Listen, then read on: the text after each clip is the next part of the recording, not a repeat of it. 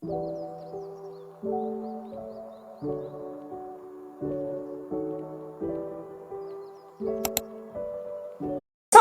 ildə oxuduğum bütün bədii kitablar. Gəlin hamısına bir yerdə göz gəzdirək. Hansı kitabları oxuya bilərsiniz, hansı kitabları oxumasınız da olar, hansı kitabları mütləq oxumalısınız.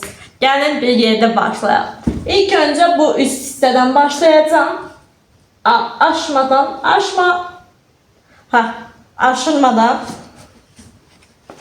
Şəkər portağalı.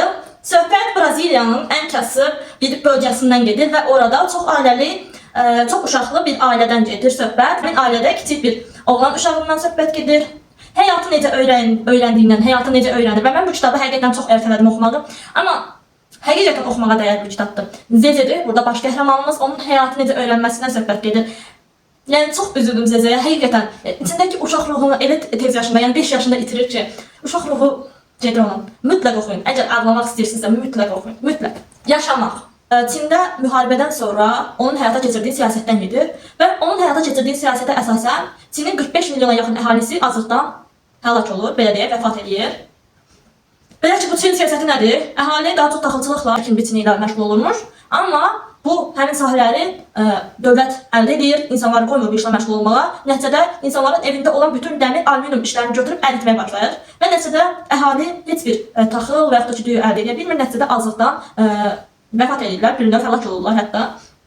Və burada da həmin bir şəxs var, onun ailəsindən söhbət gedir, necə yaşayır, ondan söhbət gedir. Bu kitabı mütləq oxumalısınız. Həqiqətən üzücü kitabdır, amma oxumağa dəyər. Hamlet. Bunun kinosu çıxdı, yeni filmi çıxdı. William Shakespeare'in və onun həyat yoldaşının ikisinin övladı olan Hamlet'in vəfatından danışır burada. Və onların bu acıya, bu ağrıya tab gətirə bilməməsi, bu ölümü qaldıra bilməməsindən danışır. Həqiqətən deyilənə görə çox üzücü kitabdır. Mən cəmi 137 səhifəsini oxumuşam, oxumağa davam edirəm. Hələ ki, yaxşı gedir. Rezonans qanunu. Məncə bu kitabı hər kəs oxumalıdır. Burada sırf kvant fizikasından söhbət gedir və kvant fizikasına və rezonans qanununa əsasən insan nəyi düşünürsə, nəyi ürəkdən istəyirsə, düşüncəsi nədirsə, ətraf mühitə hansı enerji göndərirsə, başına da həmin hadisələr gəlir. Həqiqətən, məsələn, içində heç bir şübhə olmadan bir şeyi çox ürəkdən istəyirsənsə, kvant fizikasına görə həmin şeyi əldə edəcəksən, mütləq. Və sırf içində də bu qanuna əsasən bəzi şəxslərin məktubları var yazıcıya, onlar nələr əldə edib və yazısı da onun kitabda göstərir. Məncə oxuyun. Bilinçaltının gizli şifrləri. Mən bilinçaltını biraz kontrol etməyə çalışıram, yəni idarə etməyə çalışıram. Zəkandakı dolu hissəyə baxmaq istəyirəm. Başa düşürsünüz? Ona görə belə kitablarla beynimi eğitmək istəyirəm bir növ. Ona görə Düşüncənin gücü. Düşüncənin gücü kitabını yarıya qədər oxumuşam, çünki iş yoldaşım istədi məndən və mən də ona verdim. Məncə çox yaxşı kitabdır. Davamını oxuyacağam mütləq. Siz də oxuya bilərsiniz. Parfümer. Yarıya qədər oxumuşam. Bunun kinosu da var deyilsən. Amma mənə bu çox qəddarca gəlir. Bir insan doğulur.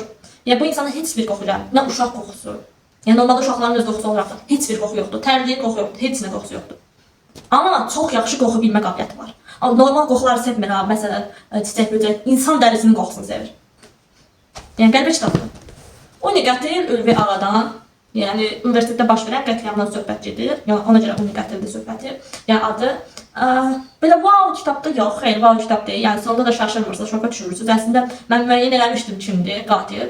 Ona görə nə bilim, oxuya da bilərsiniz, oxumayacaq. Elə bir kitabım var, oxumamışam. Müharibədən söhbət gedir, səhv eləmirəmsə, 44 günlük Qarabağ müharibəsində. Oxuyacağam inşallah. Oxuyanlar varsa məlumat verə bilər, zəhmət olmasa, necə bir kitabdır. Keçsək Çingiz Abdullayevin kitablarına. Çingiz Abdullayev əsərinin əsas baş qəhrəmanı Dronqodur. Dronqo dedektivdir və bilirsiniz ki, Çingiz Abdullayev Rus yazıcısı. Rus yazıcısı deyil, Rus dilli yazıcıdır. Onun əsərlərinin çoxsu Rusiyada satılır. Moskvanın hakimiyyəti belə ki, bir qadın Dronqoya müraciət edir, qətliamla bağlı. Villada qətl baş verir və Dronqo da bunu araşdırır. Bu cür əsərlərdə çox danışmaq istəmirəm, çünki spoiler olur. Ölümü özün seç. Burada bir varlı şəxsin oğlu itkin düşür. Daha sonra isə söhbət oğlu itkin düşməndən gəlir Sovet İttifaqının dağılmasından sonraki Rusiyada iç savaşları, yəni söhbət oraya gəlir. Əslində maraqlı kitabda oxuya bilərsiniz, amma daha çox Sovet İttifaqının dağılmasından sonra Rusiya dövlətində baş verən hadisələrdən danışır. Oliqarxın varisi, ümumiyyətlə seriyadır, bu 4 seriyadır. Bir şəxs təyyarə qəzasında həyatını itirir, ümumiyyətlə ailəsi itirir, heç bir qohumunu tapmırlar və atasının öcək oldu mu belə bir şey, yəni uzaqdan qalan bir qohum tapılır. Həmin şəxsə nə qədər milyonlarla pul qalır, səhv eləmirəmsə dünyanın 11-ci ən varlı şəxsi olur. Həmin şəxs, vəfat edən şəxs, bütün villalar, hər şey, şirkətlər ona qalır və Fransaya gedib çıxır və həmin şəxs bu qohumu olan şəxs bu pullarla necə hərəkət edir, necə özünü idarə edir, pulu nə edir məsələn, burada var oliqarxın səhvi, hansı səhv həyata keçirir və oliqarxın qayıdışı həmin oliqarx şəxs geri qayıdır və sonunda nə baş verir? Spoiler olmasın. Daha sonra Çingiz Abdullayevin belə 4 kitabı, Fillər öləndə, Viyana gecəsinin sirri. Bunlar çox yadımda deyil əslində. Oxumuşam, çoxdan oxumuşam. Amma qurbanlıq sindromu və bumerang zərbəsi bir-birinin ardıdır. Çünki burada bir dənə psixik deyim, nə deyim həmin şəxsə. Yəni qadınların cinsi istismar törədərək həmin qadınları öldürür və dron qədər gəlib həmin şəxsi ələ keçirməyə çalışır. Həmin şəxs o qədər pis olur ki, heç bir iz buraxmır. Yəni ona görə onun izinə keçmək olmur. Qadınlara elə yaxınlaşır, uzaqdan məsələn, bir planda 9 aya görür və uzaqdan uzağa həmin qadınlara yaxınlaşır, onların etibarını qazanır, sonunda da həmin şəxsi istismar edib öldürür. Başı çatmır. Bunların hamısı Elxan Elatın kitabıdır. Bəli, Elxan Elatı tanıyanmır. Xeyr, əslində onların kitablarını bəyənirəm. Çox insanlar Elxan Elatı tənqid edir. Çünki biraz qadınları yaxşı yazmır əsərlərində. Mən də ona görə onu tənqid edirəm. Çünki qadınları pis gözə yazır, amma bəzi qadınlar məsələn gözəlsə çox şişirdir gözəl olduğunu, pissə çox dibəyə soxur. Başa düşürsüz? Amma yenə də əsərlərini bəyənirəm. O hissələrdə çox əsəbləşirəm. Bəli, çox əsəbləşirəm. Dəhşət əsəbləşirəm. Az qalıram ki, yəni görüşünə gedim deyəm ki, sən qadınları niyə belə halı salırsan? Amma yenə də sonda şoka düşürəm deyə oxumağa davam edirəm. Adsız tablo, qısqanclıq. Qısqanclıq, amma kimin qısqanclığı? Və həyatını itirən bir rəssam. Və onun çəkdiyi tablo. Tabloda kimi çəkib? Tablonu çəkib, son tablosunu çəkib, amma kimə satıb? Satıb və bu tabloda kimi çəkib ki, o onun qatilidir. Çox yaxşı kitab. Şantaj. Kənddən Bakıya gələn, oxumağa gələn bir qızın hekayəsi. Əsl, gerçək hekayədir. Qız hal-hazırda həbsxanadadır. Belə ki, rayondan, yəni Gəncədən gəlir Bakıda oxumağa, Neftçilər metrosu ətrafında qalır. Bir oğlanla tanış olur və başına nələr gəlir. Hər başlayır qızı şantaj eləməyə. Şantajın üstə şantaj. Qambay Qasımlının xəfiyyələri, belə ki, Qambay Qasımlı Polis Akademiyasında məruzətçi olur, yəni müəllim olur. Oradan 2 dənə tələbəsini özü ilə tədqiqat aparır və qətl hadisəsi baş verir və bu Qambay Qasımlının xəfiyyələri qətl hadisəsini araşdırır. Və sonda nə olur? İkisi də bir yerə çıxırlar. Məncə maraqlıdır. Xəyanət. Yenə oxumuşam. Özünü öldürməsi mi deyək, yoxsa qətlə yetirilməsi mi deyək? Hadisəsindən bəhs edir. Xəyanətin üstünəmi? Bilmirəm. Oxumaq istəyirsinizsə oxuya bilərsiniz, amma sonda şok mu olacaqsınız? Xeyr. Yəni, bəllidir qatilin kim olduğu zaten əvvəldən. Sadəcə bəzi insanların xəyanəti, yəni qadının kişi xəyanəti yox. Məsələn, dostun dosta xəyanəti söhbəti var. Onlara görə həqiqətən biraz şok ola bilərsiniz. Keçməz Yaquar. Bu arada demədim, Elxan Elatın əsərləri əsasən Qambay Qasımlı, Ələmdar Məlikov, Ayxan Asalı və bir də ki, Gültəkin var idi. Deyəsən qızın adı Gültəkin idi. Bu 4 əsas qəhrəmandır. Əsasən də Qambay Qasımlı haqqında yazır. Bu kitabda isə Ayxan Asalı haqqındadır. Asayev, daha doğrusu Asalı deyil, Asayev haqqındadır. Belə ki, kənddə qətl hadisəsi baş verir. Ələ keçməz Yaquarımız var, bir başımız var. Maşından atəş açılır və ailənin bir neçə üzvü həlak olur. Ard-arda məsələn bir gündən biri. Və Ayxan Asalı da, Asayev də bu hadisəni araşdırır. Sonunda şok olacaqsınız. Eksperiment. Mənə görə bu kitab detektiv əsər deyil. Burada bir şəxs kənddən, yəni zaxit bir şəxs götürürlər, eksperiment həyata keçirirlər. Necə bir eksperiment? Ona hər şeyi öyrədirlər, varlı edirlər, ən yüksək rütbələrə gətirirlər və sonunda nə olur? Peşmançılıq. Lazım deyil. Oxuya bilərsiniz. 7-ci mərtəbədə qətl. Burada 3 hadisədən danışır. Həm Ucqar kəndlərinin birində baş verən ər-arvad həlak olur. Həm 7-ci mərtəbədə qətl, həm də kənddə yenə bir qətl hadisəsi baş verir. 3 əsəri birləşdiriblər. Yəni seriyası kimi bir şeydə oxumaq istəyirsinizsə oxuya bilərsiniz, qısaca oxumazsınız olar. Ölümsüz qətl. Yenə xəyanət. Dostun dosta xəyanəti. Dostun arvadına göz dikməsi. Ay Allah. Yəni, və insanların vicdansızlığı. Belə ki, bir evdə yaşayan 2 ailə olur, biri o birinin dostu olur, bir evdə yaşayırlar və onların hər ikisinin uşaqları ilkin düşür. Və Qambay Qasımlı da gəlir bunu araşdırmağa. Sonunda nə olur? Oxuyun mütləq. Xəstə ruhlar və ölüm ağacının kölgəsində bunları təzə almışam, 2-ci əldir. Təəssüflər olsun ki, kitablar o qədər bahadır ki, artıq bunu satın almağa. Bu arada bu kitabların 80% Mirağanın kitablarıdır. O oxuyub mənə verib, digərlərini isə mən özüm almışam. Dilənçi qadının sirri. Oxumasınız da olar. Söhbət dilənçi qadından getmir heç burada. Yəni dilənçi qadının sirri ilə əlaqəli bir şey deyil. Yəni oxumasınız da olar yəni. Susan qadın. Bir qadının bu qədər alçaldılmasını, bu qədər səsinin çıxmamasını. Yəni qadın həyat yoldaşı ona xəyanət edir. Və dəli olur. Əsəbləşə bilərsiniz. Görün mən izlər. Wow, bir əsərdir mi? Xeyr. Sonra şok olursunuz mu? Xeyr. Bir qız. Az ki, ana atası onu atıb. Atası Rusiyalıdır, anası da onu yetimxanaya qoyub və artıq heç kimə inana bilmir. Uzun illərdən sonra ana atası gəlir 15 yaşında. Bunu hardasa 6 yaşında mı qoyurlar yetimxanaya, yəni internata. Sonra gəlir və heç kimə güvənə bilmir. Həyatda özünü tək yalnız hesab edir. Sanki ona dayaq çıxan heç kim yoxdur. Və sonra Qanbay Qasım gəlir və Qanbay Qasımla rəğbət bəsləməyə başlayır. Hətta onu sevməyə başlayır. Çünki bu dünyada tək özünə yaxın hissələdiyi Qanbay Qasımlı var. Və sonra nə olur? Qızı öldürürlər. Və Qanbay Qasımlı həmin qətli araşdırır. Sonra şok olacaqsınız. Amma belə deyim də, yetimxana deməyək də, internat məktəbləri, internat evlərində qalan, uşaq sığınacaqlarında qalan uşaqları başa düşürsünüz. Həqiqətən başa düşürsünüz. Arxalı canavar, kənddə baş verən hadisə. Qanbay Qasımlı gəlir və qızın sevgilisi yoxdur, itkin düşür, qız dəli olur. Niyə?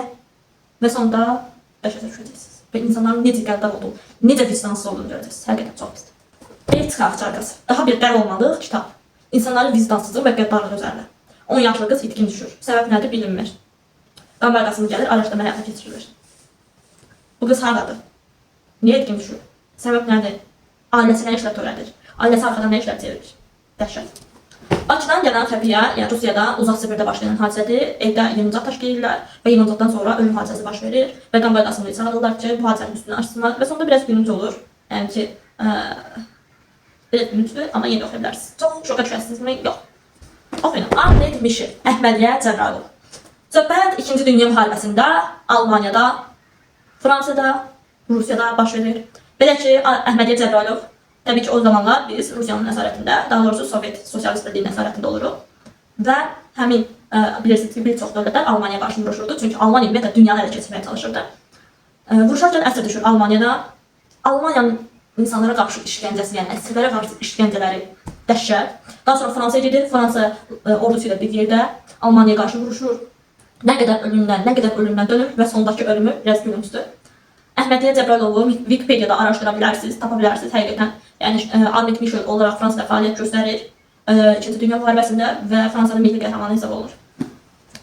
Uğursuz gecə. Çox yadımda deyil. Yenə Qanbay Qasımlıdır baş qəhrəmanımız. Həyat yoldaşımı qətlə yetirilir və Nihala həyat yoldaşı xəyanət edir. Necə xəyanət edir? Oxuya bilərsiniz.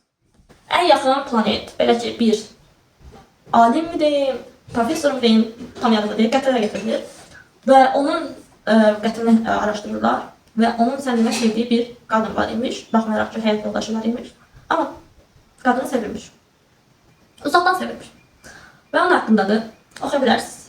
Cəhənnəmdən gələn səs. Mütləq oxuyun dediyim kitablardan biridir. Niyə oxuyun? Ermənistanın Azərbaycana, yəni Azərbaycan millətinə göstərdiyi şiddətmi, əzabmı, əsirlərimizə göstərilən əzablarmı, işgəncələrmi, yəni dəhşətdir, oxuduqca insan dəhşətə gəlir. İnansız, elə dəhşətə gəlirsiniz. İnsan istər-istəməz göz yaşlarını saxlaya bilmir. O qədər yazıq gəlir insanın. Mütləq oxuyun. İlxan Elapının ən sevdiyim kitabı. Qan Əcəsi. 700 səhifə olduğuna baxmayın. Mən bunu cəmi 3 qalmışam. Yəni o qədər maraqlıdır. Şokunu yaşayırsınız. Şokunu. Əgər vətənpərvər ruhlusuzdur. Ermənistan və Azərbaycan arasında gedir əslində. Söhbət biraz əsirlikdən də gedir başlarda. Sonda isə Azərbaycanda Bakıda gedir. Mütləq oxuyun. Həqiqətən oxuyun. Çox qəşəngdir. Məncə İlxan Elapının ən qəşəng kitabıdır. Və mütləq oxumalısınız dediyim 5 kitabı gəlin seçin sizin üçün. Birinci kitab Rezonans qanunu. Yəni bu kitab sizin həyatda baxış açınızı dəyişəcək. Pozitiv düşünmək istəyirsinizsə, bilmirəm, yəni pozitiv insan olmaq istəyirsinizsə bu kitabı mütləq oxuyun. Yəni, ikinci kitabımız Yaşamaq. Bu kitab da çox yaxşı kitabdır, çox üzücü kitabdır, amma oxuyun, həqiqətən. Yaşamağın nə olduğunu biləcəksiniz. Şəkər portağalı. Mütləq oxuyun, mütləq. Yoxsulluğun nə demək olduğu, kasıblığın nə demək olduğu, bir uşağın ruhunun necə məhv edildiyi oxuyun. Cəhənnəmdən gələn səs. Ermənilərin işgəncələri, əsirlik. Hal-hazırda da əsirdə olan Azərbaycanlılar var və onlara törədilən, yəni onlara qarşı törədilən işgəncələr, dəhşət, oxuyun. Və təbii ki, Qan Əcəsi. Mütləq oxuyun. Bu şəkildə sizə göstərirəm. Kitabları oxumalısınız deyə oxuyun.